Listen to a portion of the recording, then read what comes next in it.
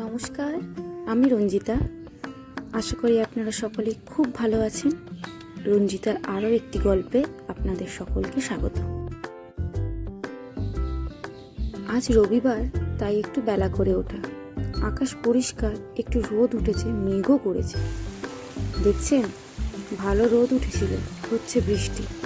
ইন্দ্রদেব যে কি চাইছেন বোঝা মুশকিল। এত বৃষ্টি ভালো লাগে বলুন রোজ? আমার তো আর ভালো লাগছে না। কাল সন্ধে এসছিলেন আমার বাবা। লেবুগুলি উনিয়ে দিয়ে গেছে। আমার বাপের বাড়িতে বেশ বড় একটা লেবু গাছ আছে, এটি তারই ফল। দেখছেন কি বড় আর হলুদ। চলুন আগে এটা ফ্রিজে ঢোকাই। আমার ছোট মেয়ে যদি একবার দেখতে পায়, বল ভেবে খেলতে শুরু করে দেবে। দাঁড়ান, এটাকে আগে রেখে দিই।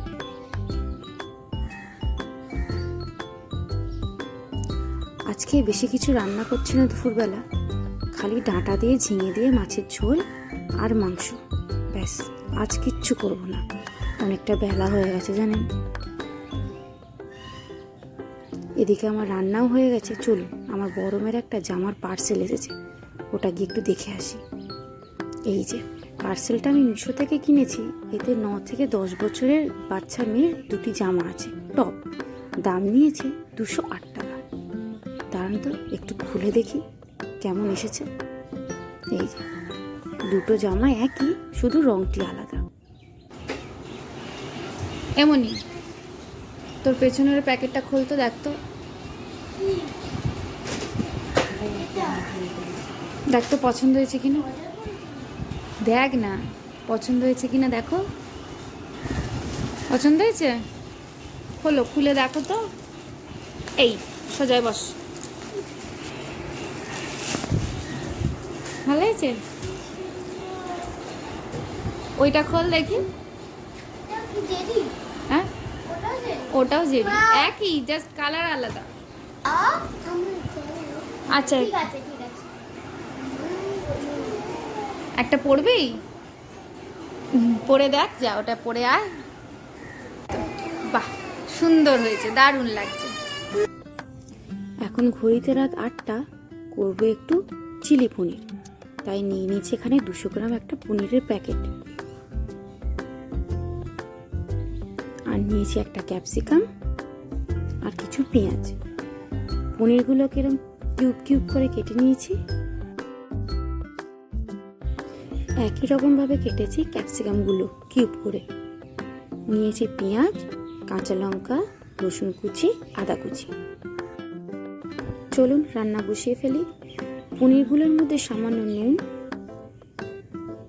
সামান্য কর্নফ্লাওয়ার, সামান্য গোলমরিচ গুঁড়ো, ব্ল্যাক পেপার, সেটা দিয়ে ভালোভাবে মিশিয়ে নেব। পনিরগুলো কিন্তু ধুয়ে নিতে হবে আগে।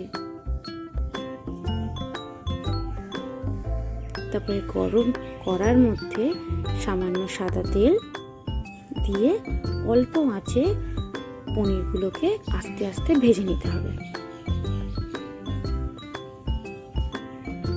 একদিক ভাজা হয়ে গেলে একইভাবে আর একদিকও ভেজে নিতে হবে।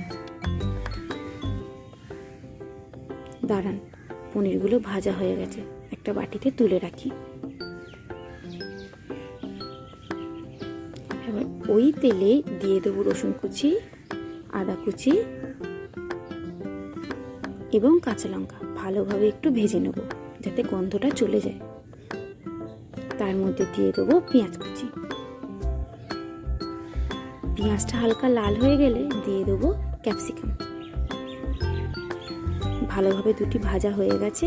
তার মধ্যে দিয়ে দেবো পরিমাণ মতো নুন, টমেটো সস, সোয়া সস দিয়ে ভালোভাবে নাড়িয়ে নেব। হয়ে গেলে পনিরগুলো দিয়ে ভালোভাবে মিশিয়ে তার মধ্যে সামান্য পরিমাণে চিনি আর কর্নফ্লাওয়ার গুলা জল দিয়ে দেব। সব কিছু একসাথে ভালোভাবে মিশিয়ে তাতে দিয়ে দেবো সামান্য একটু জল। আমি একটু জল দিয়েছি, বাচ্চারা খাবে তো, একটু গ্রেভি থাকলে ভালো হয়।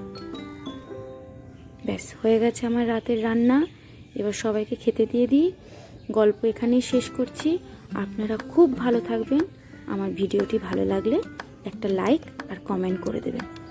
আজ তবে এখানে গল্প শেষ করি। দেখা হবে খুব তাড়াতাড়ি আরেকটি নতুন গল্পে। নমস্কার।